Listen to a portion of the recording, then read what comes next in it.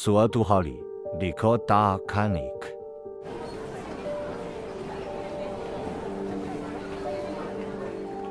muncul monster bau kaki yang baunya menyengat kemana-mana.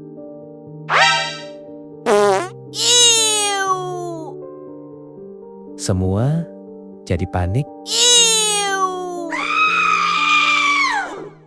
tetapi harapan datang.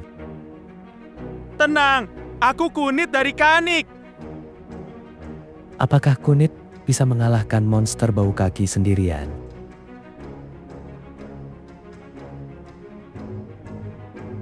Episode selanjutnya, pendekar lain akan datang.